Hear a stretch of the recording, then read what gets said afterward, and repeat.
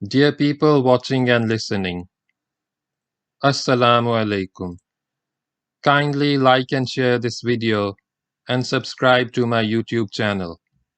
Please support my channel by contributing to my Patreon account so that I can continue making the audiobook series.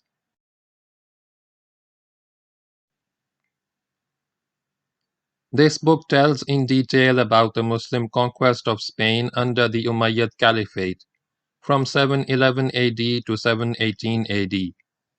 The conquest is also known as the Muslim conquest of the Iberian Peninsula or the Umayyad conquest of the Visigothic kingdom. This conquest destroyed the Visigothic kingdom and established the Umayyad wilaya of Al-Andalus. It also resulted in the expansion of the Umayyad Caliphate and the Muslim rule into Europe. Start of Chapter 19. The End of the Generals. We started this book with the generals, those who conquered Spain. The reader has followed their fortunes through 17 chapters, has observed their virtues and foibles, has seen them as generals and as human beings. It would be of interest to him to know what became of the generals, how fate treated them when they were no longer conquering Spain. We start with the most illustrious of them all, Musa Bin Nuser. Musa went through a difficult period in the evening of his life. After the punishment and fine imposed by Caliph Suleiman, which left him broken in pocket and almost broken in spirit, he lived for a few months a life of relative poverty. Some reports about the depth of destitution and helplessness to which he sank could not be true, or at least are grossly exaggerated. We are told that he ended his days as a common beggar, surviving on alms from the charitable, the poorest and most debased of men, that out of what he received as charity he would put away a certain amount every day to clear the balance of the fine, which he had to pay the state so that his punishment could be lightened, that one of his former slaves saw him begging, and out of old loyalty took him to his house and looked after him. This is not likely to have happened. If it happened at all, Musa's state must have been less dark than described, and it could only have been so for a short time in the very early part of the period of his disgrace. It is unbelievable that his sons who ruled the West could not have sent him enough money to sustain him in comfort and dignity. During the early part of the period of disgrace, Musa lived with Yazid bin al-Muhallib, the man who interceded on his behalf with the Caliph. Yazid was part host, part jailer. Musa and Yazid were old friends and would often chat together. Musa would regale him with tales of the wars in the Maghrib and Spain, as old soldiers love to do, and Yazid would sit and listen and wonder why Musa ever came back. "O father of Abdul Rahman," said Yazid one day, "how many did you have of servants and slaves?" "Plenty," replied Musa. "Could it be 1,000? 1,000 and 1,000 and 1,000, as many times as you can say that in one breath." Yazid pondered this a while, then went on. "You had all that, and you yet threw yourself to your destruction. Why did you not remain where you were safe, in the land of your glory and power?" "By Allah," replied Musa, "if I had chosen to do so, they could not have done a thing to me. But I choose to follow Allah and His Prophet. I could not renounce my allegiance." It appears that after the horrible episode of the son's head being presented to the aged father, relation between the two adversaries, the Caliph and the ex-commander-in-chief, improved somewhat. Suleiman got over his malevolent hatred of Musa. He even ordered the payment of a pension to Musa and the supply of provisions needed for the upkeep of his household. The two got a bit closer. The old general was often in the Caliph's company, either when he came to pay his respects or when the Caliph went hunting and asked the old general to come along. The Caliph came to realize, albeit belatedly, what a splendid fellow the old general was. One day at court, Suleiman sent for a plate of gold received from the Central Asian front and began to admire it. Musa was present, and noticed the Caliph glancing at him every now and then, as if to show that Musa was not the only one who sent treasures to the Umayyad court. Musa could not let the Caliph get away with that. "O Commander of the Faithful," he said, "you are needlessly impressed with that. I do not reckon it is worth more than 10,000 dinars. By Allah, I had sent your brother a bowl made of green emeralds in which even milk would turn green when poured into it. It was worth 100,000 dinars, and it was the meanest of the things which I sent him, and I acquired such and such." He went on with his stories, the precious things which came into his hands, the priceless pearls, the incomparable emeralds and sapphires. Suleiman sat in silence and listened in wonder. One day the Caliph was going hunting and asked Musa to accompany him. The old general, now on the wrong side of 75, was apparently hale and hearty enough to go hunting with a man 40 years his junior. The two were riding through some property which belonged to the Caliph, and saw a flock of 1,000 goats, also the Caliph's property. Suleiman thought that 1,000 goats were a lot of goats. He turned to Musa. "Did you ever possess anything like this?" Musa burst into laughter. "By Allah, the meanest of my servants used to have twice as many." "The meanest of your servants?" the Caliph exclaimed. "Yes, by Allah, yes, by Allah." Musa repeated that several times. "And this is nothing compared with what Allah had given me. There you could buy 1,000 goats for 10 dirhams. A skilled infidel slave with wife and children would sell for 50 dirhams. Again the Caliph fell silent, marveling at the old warrior's words. But the most interesting dialogue between the two, in which Musa put in a nutshell his opinion of his military adversaries over a lifetime of campaigning, went as follows. Suleiman asked, "In what did you place your trust when facing your enemies in battle?" "In humility and prayer and steadfastness." "Which nations did you find the hardest to fight?" "They are more numerous than I can describe."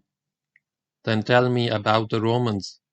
By this the Caliph meant the Byzantine Empire based on Constantinople, which was also known as Eastern Rome. "They are lions in their castles, eagles on horseback, women in their vessels. If they see an opportunity they exploit it, and if they are faced with defeat, they flee to the mountains. They see no shame in defeat." "Tell me about the Berbers." "Of all the nations they are the most like the Arabs in fighting and horsemanship and courage and perseverance, except that they are the most treacherous of men. They have no loyalty and never keep a pledge." "Tell me about the Spaniards," the Caliph continued. "They are like lords living in luxury and ease, but as knights they do not hide their faces from the enemy." "Tell me about the Franks." The Franks, as the Muslims called them, were not only the Franks of Gaul, which is now France, but also the Christians living in the northern part of Spain, especially in Galicia. All these peoples were known to the Muslims as Al-Afranj. This was the nation for which Musa seems to have had the highest regard. "There you have an enemy," he said, "with numbers and weapons and firmness and strength and courage." Musa then delivered an overall judgment.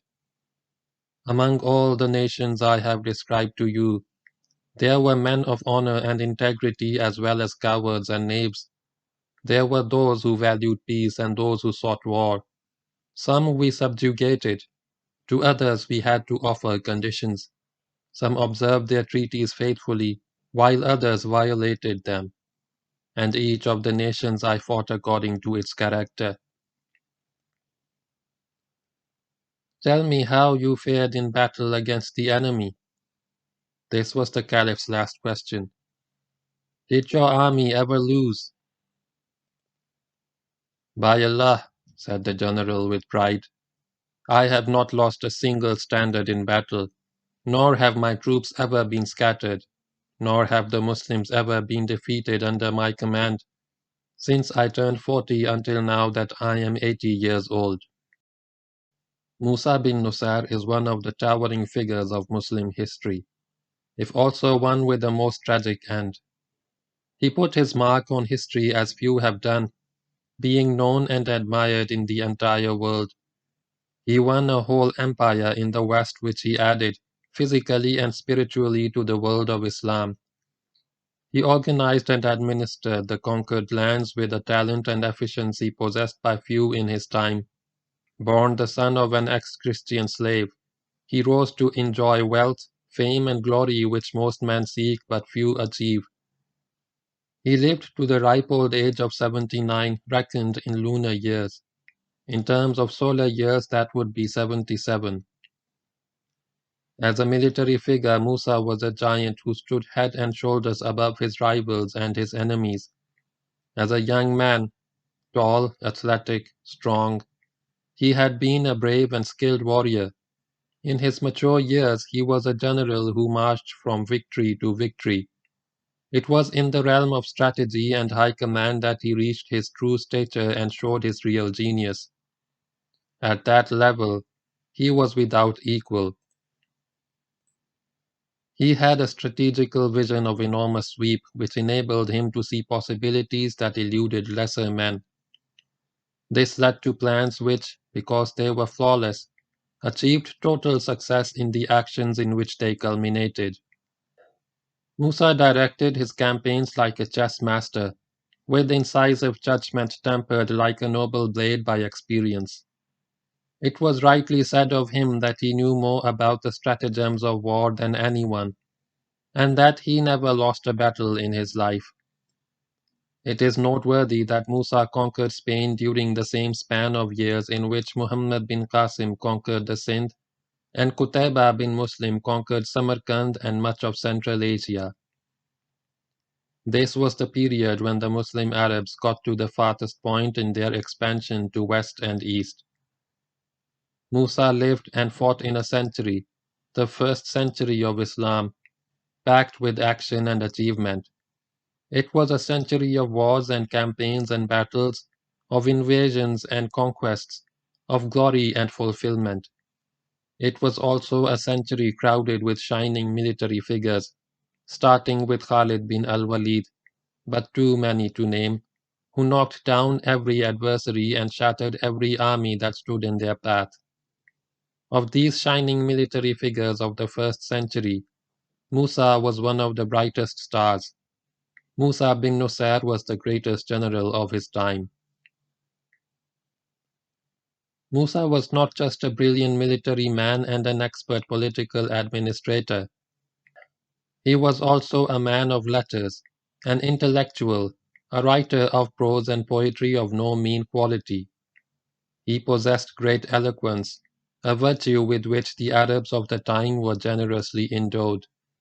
He was a tabi'i, that is, a companion of the companions of the Holy Prophet sallallahu alaihi wasallam. He is believed to have written a voluminous work on the lives of those who transmitted the traditions of the Prophet sallallahu alaihi wasallam, and also a book on Spain which was regarded as principal source material on the history of the country and studied by professors of history and other scholars. None of these works has survived. He was a man of undaunted courage and unswerving loyalty. He could have declared himself independent of the Caliph and established his own dynasty in Spain and North Africa. It would have been a brilliant dynasty, but he was too loyal. too devout a Muslim and holy warrior to do something which could be dubbed as high treason. He chose not to neglect his duty to Islam, not to destroy the unity of the Muslim world, not to dishonor his oath of allegiance to the Muslim sovereign of the time. In the last decade of his life, Musa's fame was tarnished by envy and greed, envy of his rivals and greed for wealth and fame. This blot on his achievements is a greater tragedy than what he suffered at the hands of Caliph Suleiman bin Abdul Malik. But these faults do not detract from the incomparable services which he rendered to Islam as conqueror and empire builder, one who in terms of sheer geographical space added more land to the world of Islam than any other contender. After the heart-rending experience of seeing the head of his beloved son on a tray, which would be in about April 716, Shaban 97 Hijri, Musa had only 3 months to live. His time had come. Mercifully, his relations with the Caliph also improved and he lived again in comfort and dignity. Then the final honor approached. In July 716, Zulqa'd 97 Hijri, the Caliph set off from Damascus for the annual pilgrimage to Mecca. He took Musa with him. During the long journey, the caravan stopped at Wadiul Qura, between Taima and Khaybar, a few days' march from Medina. This was a well-used staging post for caravans traveling between Syria and the Hijaz. Among the many accomplishments of this versatile man was a knowledge of the stars. Musa was one of the best astrologers of the time. When the caravan had camped at Wadiul Qura, he said to those around him, "On the day after tomorrow will die a man whose fame has spread in the east and the west." His companions, probably sycophants of the Umayyad court, thought that he was speaking about Caliph Suleiman, for who but the master could be the man whose fame had spread in the east and the west? Knowing how Musa's words would be received by the Caliph, and fearing that the Caliph would react unpleasantly to such a horrible prediction, they said no more about the matter. 2 days later, at Wadiul Qura, in Zulqa'd 97, occurred the death of the old campaigner, whose fame had spread in the east and the west. Musa bin Nussar died in obscurity, a heartbroken man. May Allah be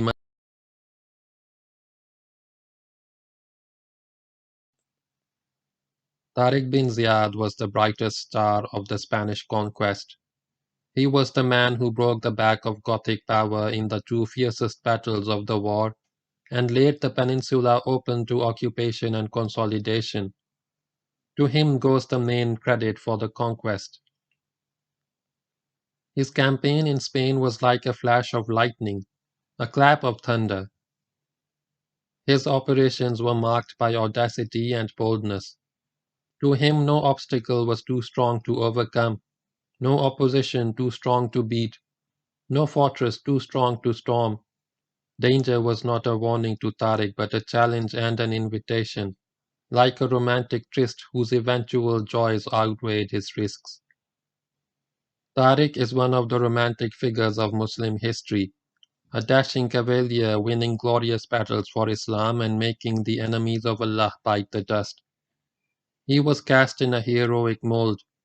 He played a role similar to that of Khalid bin al-Walid and Uqba bin Nafi, a valiant knight of Islam blazing a trail through infidel lands. His dramatic burning of boats on the Spanish coast, the flames of which have crackled through 13 centuries of Muslim history, was reminiscent of Khalid's plunge into the trackless desert on his perilous march to Syria, and his complaint that there was no more land left for him to conquer. For the injustice which he suffered at the hands of Musa bin Nussar, he was compensated by exoneration by the Caliph at Damascus. But this was negative justice. A wrong was undone. Right still remained to be done in the form of appointment to high command, where he could continue to serve in a long and distinguished military career. and this right would have been done but for Maurice Al-Rumi. Maurice not only did Musa in, he also did Tariq in. Soon after Musa's dismissal and disgrace, Caliph Suleiman thought to reinstate Tariq and appoint him governor of Spain. Wishing to get a second opinion, he turned to Maurice for advice. It did not occur to the Caliph that in Maurice's long memory grievances had a more prominent place than favors, especially when the grievance related to the barbarian lord of Cordoba. After telling Maurice that he was considering appointing Tariq to Spain, the Caliph asked, "How was his command in Andalus?" Maurice replied, "If he were to tell his soldiers to pray in any direction he chose, they would obey him and not regard it as wrong." The Caliph got the point, and Tariq did not get the job. But the words of Maurice became known to others and also came to the ears of Tariq. He went to Maurice and approached him for the adverse opinion given by him to the Caliph. He said to Maurice, "If only you had described the people of Andalus as disobedient to me, and not ignored my loyalty." Maurice retorted, "If only you had left me the barbarian, I would have left you Spain." Tariq was left out and forgotten. He did not again mount the stage of history. He went back to Spain and spent the rest of his life as a retired and respected general.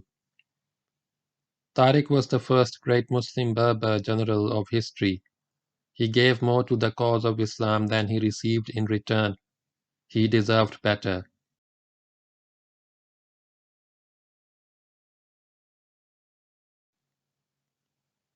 Maurice Al-Rumi was the most powerful personality that took part in the conquest of Spain. He was a man of many parts: soldier, adventurer, courtier, and poet. By temperament, he was a soldier of fortune. In another place and another time he would have been a conquering general, for which role he possessed all the requisite qualities. He played a part in the downfall of Musa Bin Nuser, but he was not the sole cause of it. Musa did not fall into disgrace only for what he did in Spain, but also because a vindictive caliph would not forgive him his refusal to delay his arrival at Damascus with the spoils of Spain. Maurice's contribution to his downfall was little more than marginal. As he saw it, this was a personal vendetta between him and an individual who had treated him unfairly, misusing his authority as commander-in-chief by snatching away his royal prisoner and depriving him of the special honor which he had gained in a battle. Maurice was not looking at Musa and Tariq from the point of view of history and the great trust of Islam. He did not see the matter with the hindsight of 13 centuries as we do now. Maurice too returned to Spain, to the scene of his greatest exploit. He bought a palace in Cordoba which came to be called the Palace of Maurice. Here he lived in wealth and honor, becoming the head and ancestor of a noble family known as the Sons of Maurice. His descendants also achieved fame as distinguished citizens of Andalus and as statesmen and generals, starting with his son Abdurrahman, who became Hajib, or Prime Minister, to Abdurrahman al-Dakhil, the founder of the new Umayyad dynasty in Spain. Count Julian, the crafty old governor of Ceuta who opened the doors of Spain to the Muslims, also moved to Cordoba, where he spent the rest of his days as a respected lord. No doubt he found life in the new Muslim capital of Spain more interesting than in his small fortress town in his native Berber land. Julian lived and died a Christian. His son converted to Islam. His grandsons were fervently religious Muslims who hotly disputed the charge of ill-wishers that their ancestor was a traitor because he let the Muslims into Christian Spain. Instead, they took pride in what their grandfather had done and regarded it as an act of merit which Allah would reward. The descendants of Julian were all good Muslims. They merged into Spanish Muslim life like the bulk of the Spanish population in the country, at the same time retaining their special status as the sons of Julian. They produced a number of scholars over the generations, the last of the notable ones being one named Ahmad, who died in 998. End of chapter 19.